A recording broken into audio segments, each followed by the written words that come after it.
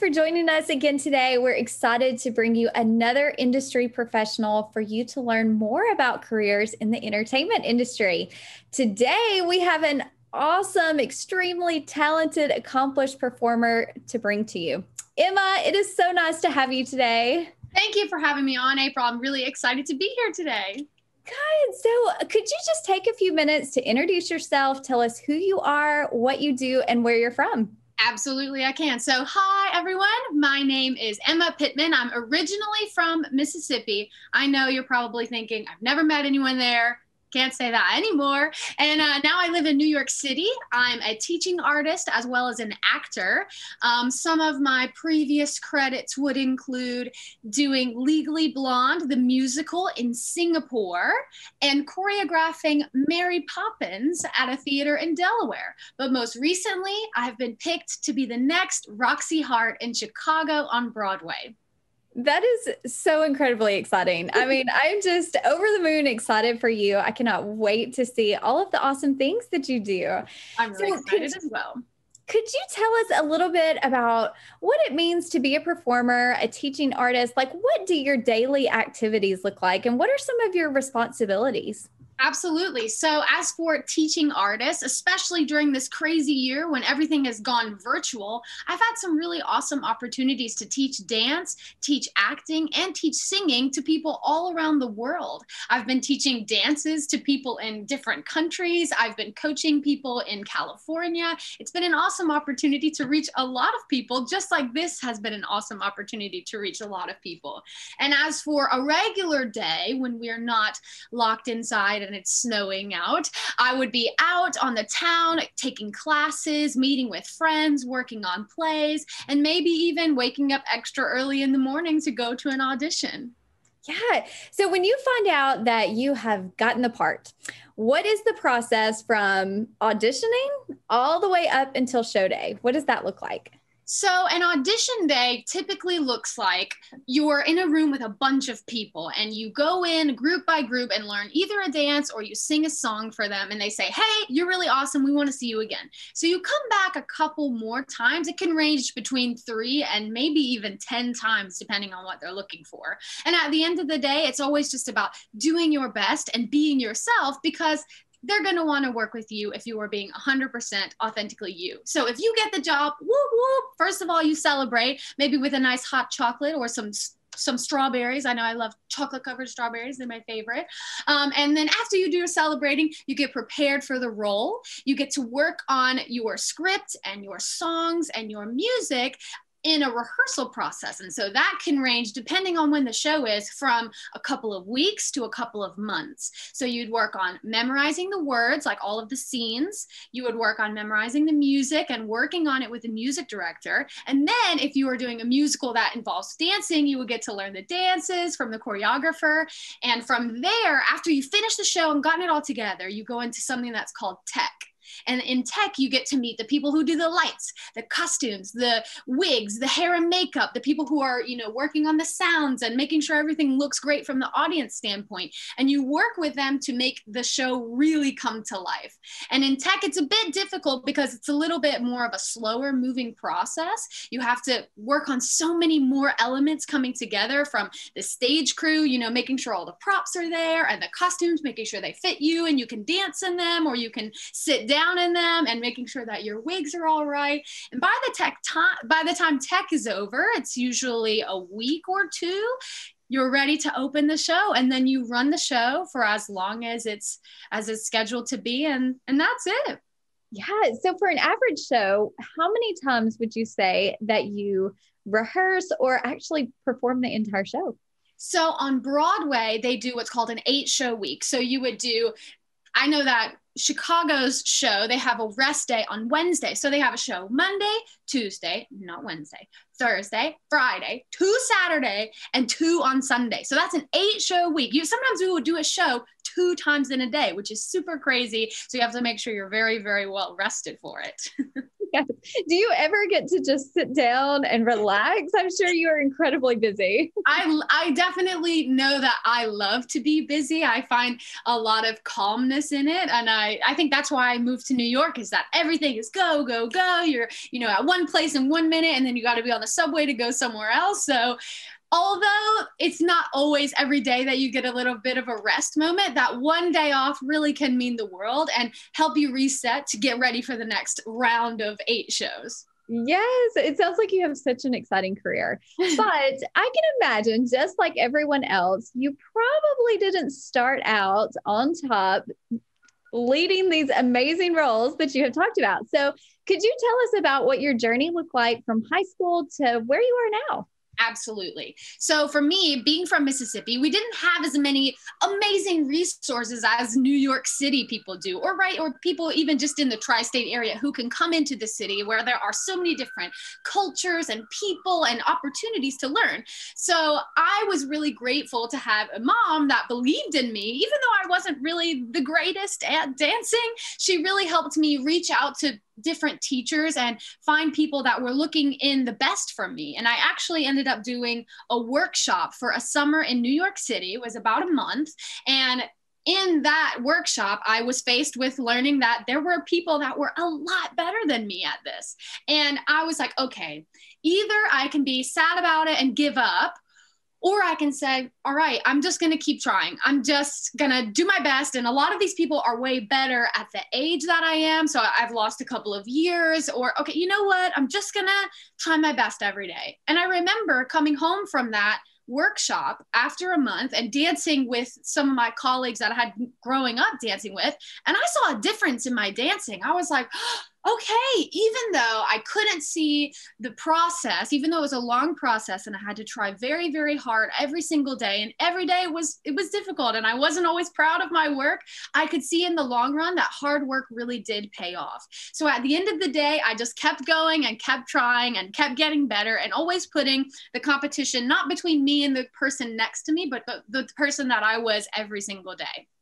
Yeah. So I know, based on information that I've read about you and people that I've talked to, so I hear that you actually did a stint performing on a cruise ship. Is that correct? I did. That is correct. Yeah. So how do experiences like that, how has that opened up doors for you?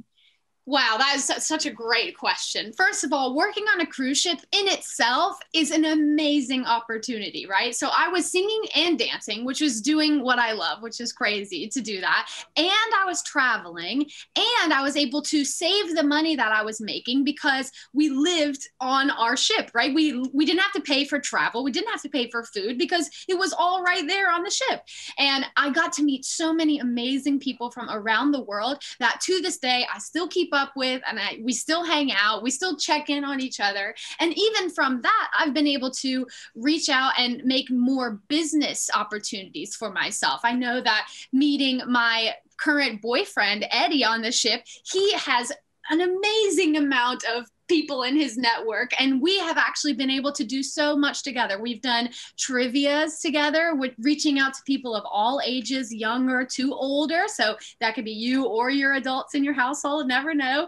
We've been doing a lot of dance videos together for people across the world. So at the end of the day, cruise ship work just allows you to be open to so many more people in the world and allow networking to be an actual possibility.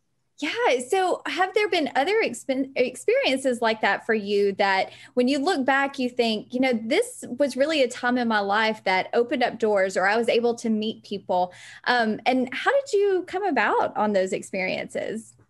I think that every experience that I've had, I know that sounds a bit like, of course, every experience, but because theater is such a special experience to have, to work with a crew and a cast that you'll never work with those exact same people ever again, right? So just to have the opportunity to meet a bunch of new people and to keep up with them through Facebook or social media, and to see, oh, they're working on this project. I wonder if they need a choreographer, or, oh, I saw so-and-so is casting a a short film that they're doing. So the opportunity to stay involved and to be a part of a larger community that continues to grow with every experience that you have, every show that you do, every concert that you do. I think that every time that I've been a part of something, it's always given me something back, no matter what. Yeah, absolutely. Always a chance to expand your network and use those connections and build those relationships for future. Absolutely. Yes, I love that you mentioned that. So, my next question for you is just like anyone, you've probably experienced some obstacles in your career. And if you wouldn't mind sharing, how have you overcame those obstacles? And maybe what's some advice that you have for students that will ultimately face obstacles in their own lives?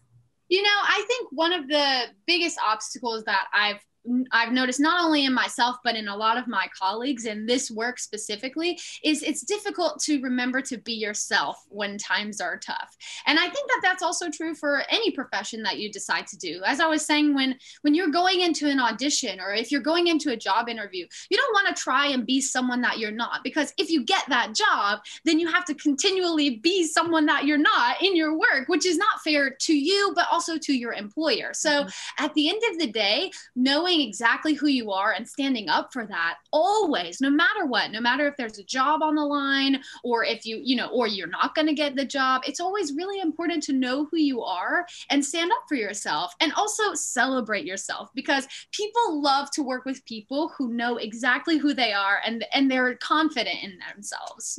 Oh, wow. That is such good advice. So, in thinking about your career as a whole, you have probably worked with hundreds of people behind the scenes. What are some of those careers that you've discovered along the way that you think, wow, I had no idea that someone did this as a career? We love to expose students to new career paths that they've probably never thought about exploring before. So, what would be some of those that you've experienced? I think one of my favorite things about theater is that there's many layers, right? As I was talking about earlier, the fact that when you work on the show as the cast and the creative team, then you get into something called tech. And there's so many jobs in the tech world that absolutely blow my mind. I mean, when you watch a musical or a TV show or a movie where someone's flying, like, most people would know, I'm sorry if I crush your dreams here, but they're not really flying, right? The magic of theater is that, oh, they're flying, but actually there's a person that teaches you how to put on the harness, and they, strap you in and make sure that it's extra safe and you have a clear path, and they like choreograph the flying with you. I had to fly in when I did Beauty and the Beast, the musical. I was the witch that made the prince turn into the beast. And so I actually got to fly and to meet with the fly team and figure out, okay, how does this work? And I can't believe they knew everything. I mean, of course they do, because it's their job, but it was just such a cool experience to be like, wow, you fly people for your job. That is your job, is to make people fly. So I think just all of the amazing things that you don't even think of in the musical theater or in the TV and film industry that goes on behind the scenes, like wigs, sound, flying, lights, all of the set design, some of the set design ideas and tricks and the way they make things pop up or a house go under, the stage. It is absolutely unbelievable. So if you're not feeling super confident, like, okay, I'm really actually afraid of, public speaking, there is still a place for you in the theater world if you were interested in making magic. Yeah, absolutely. It's so interesting to think about. How many people would you say typically work on a production? That's a great question. I think it depends on the size of the show. So for a summer stock theater, which is basically a theater that puts on a couple of shows every summer as their gig, and then they hire outside actors to come in, I would say that ranges from between 20 to 30 people in the cast. And then they would have a creative team of probably 5. And then the tech would probably be about 20 people. So maybe 60. But in the Broadway world, when, possibilities are endless, the cast can range between if the show is something small, maybe, 15 to 20, but if you're doing something like The Lion King that has a lot of people in the ensemble, that could be 60 people on the stage. And then not to mention all of the people who have made it work from behind the scenes, the tech people and the tech people who aren't there anymore, who just created it and then said, okay, you guys got it, So it depends on the size, but I would say it ranges between, at the smallest, 30, but at the most, who knows? That's really incredible to think about. And I know so many times when we go to productions or concerts or really any entertainment aspect, we're just there to enjoy and we don't realize how much work goes on behind the scenes. So I definitely challenge students to think about that next time they're being entertained, whether it be by a TV show or a movie. Think about all the different job opportunities that are there, making that happen. Absolutely. Yeah. So what is something that you wish you would have learned at a younger age? I think I would like to go back to my being yourself, quote here. I think that learning that at a younger age, instead of trying to be like someone else, would really help people. I know it would help myself if I had just really settled into who I was a little bit sooner. I think I would have conquered a couple more things along my, scholastic journey, whether that was in high school or even in college. I think knowing who you are is really important. And that doesn't mean you can't have people that you really like. I love listening to Adele. She definitely has influenced the way that I sing. I love singing her music, but I don't want to be Adele, right? I want to be Emma. I want Emma to still be as amazing as Adele is, but, I'm not trying to be her because Adele is already taken, right? I have to be Emma. Emma is the only person in the world that's not taken. Emma Pittman, that is. I'm sure there's other Emmas, but I think definitely knowing who you are and just running with that and not being afraid of it is something that you should definitely learn when you're younger. Yes. So if there are students that are watching that are interested in being part of the theater, maybe becoming a performing artist, what advice would you give them of something that they can do today while they're still in high school to really get them prepared for that future? I think my biggest advice would be to research. Just like you were saying, April, about watching a movie and just going, oh my goodness, I wonder where they got that car.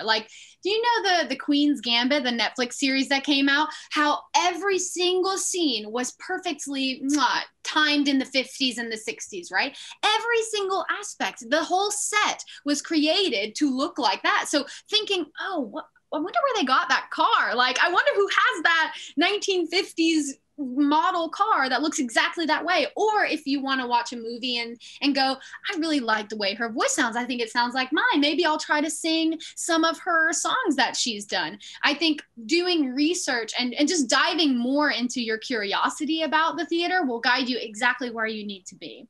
Absolutely. Never stop being curious. Always ask questions. So we have a few questions from students. The first one is, do you encounter any negativity in your career and how do you overcome that? That's a really great question. There are definitely a lot of opportunities for negativity to come up. And I mean, one of them that I have recently encountered is that the pandemic shut everything down for everyone. And I was meant to be on Broadway in 2020 at some point. And a lot of people say to me, oh, you must be devastating. Oh, you must feel like it was ripped from you. And I think in combating that sort of negativity, because that is fair, I understand where they're coming from. But at the end of the day, every single day that you get is a gift to you. And every single opportunity that you have, every audition or every experience that you share with someone is a blessing. And seeing that as more of an opportunity as okay, you know what? I'm just glad to be here and to learn what I can from this moment is definitely the best way to combat negativity in this industry, especially because there's no use in getting caught up in, oh, I could have been this, or, oh, I could have done better, or, oh, I did such a bad job, because that's only stifling yourself. Instead, thinking, okay, I'm going to go in with a goal, even if it's a small goal, even if it's just, I'm going to go in and I'm going to sing this song. I'm going to hit that note that I never get. That's my goal. And if I hit that note, yay, I did it, but I didn't get the job. That's okay. That was my goal, was to set, to sing that note exactly the right way. So always having a positive outlook and seeing even the negative things as an opportunity and a blessing. Yeah, such good advice. So the next question from students that we have is, what has been your favorite moment on stage? Ooh, that's a tough question, because I find that whenever people ask me, what's your favorite show? I always feel like they're all special to me. I could never, I could never compare them, but, Definitely flying. I mean, that would be my favorite. that's unreal, right? Like I was actually flying and I was like doing a magical spell, and that was crazy to me. I think probably one of my favorite memories, because fun fact about me, I wasn't always good at what I do now. So I grew up being just a dancer, and I worked really hard in college. That was also another obstacle I would say that I had, was I knew I was really good at, like, I was really trained in dancing, and just not nearly, I didn't have the years behind my singing and acting. So I always put myself in classes that made me scared. Singing classes, I always pushed myself in my voice lessons, because I knew I needed to push myself a little bit harder. And I think one of my absolute favorite memories on stage was not just earning a role, but like performing a role that was just a singing and acting role. I didn't get it because I was a great dancer or I could dance and act at the same time. I got it because I worked hard on my voice and I worked hard on my acting all through college. And I felt like I really deserved it. And the people behind the table felt that way as well. Yes, it's always wonderful to experience that accomplishment when you know you believe in yourself and you go out there and just do it. Exactly. So we have one last question for you, and it is, how long does it take for a show to go from just an idea, a concept, all the way to a stage performance? You know what? And this is going to sound discouraging, but don't let it be, because it's actually really cool. It can take years, decades, right? I got the privilege to work on a show that it was called Aussie Song. It was a true story about a woman who fell in love with an American soldier and married him, and then moved to the United States without him because he was in the army, and stayed with his family for 2 years before that they were reunited and actually were still in love and had, an amazing life. But it was really cool because I got to meet the writer, whose mom was the girl that was the lead in the show. And it's crazy to think that her mother experienced it, in the 40s or the 30s or the 40s. Her daughter then wrote about it 20 years later, probably. And then it had a couple of play runs. It had a couple of musical runs, even before I saw, when we did it here in New York in 2019. Like it has had an entire life up until its first New York experience. And it's still going to continue to go. She's ready to take it to Australia. She wants to make it even larger and available to more platforms. So I don't want to say, oh, it's a million years, but it's really, it has a whole life. And I think that's what's really cool about it. Yes, it is. So Emma, thank you so much for being with us today. I've so much enjoyed talking with you. Is there any last minute advice that you want to leave with students? I think that my last minute advice would be to just follow your dreams, and don't follow them only with your heart, follow them with your head as well. I was doing a meditation this morning on the difference between worrying and planning. Like sometimes when you think about your dreams, you get a little stressed about, oh, well, it probably won't work out, or, oh, I don't know how to figure it out. But the best way to really go about your dreams is to make a plan. Figure out, okay, what's going to set me up for success? If you think your dream means you need to go to school, what schools are the best for your dream? Where can you set your sights? What goals can you set to set yourself up for success and living your happiest life? Because it's the only life we get. We should do what we love. Absolutely. Your words of wisdom today has just been so inspiring. I know it will impact the lives of all the students watching. So thank you for being with us. Thank you for everyone that tuned in to watch, and be sure to check back next week to see who our next industry professional is. See you guys later.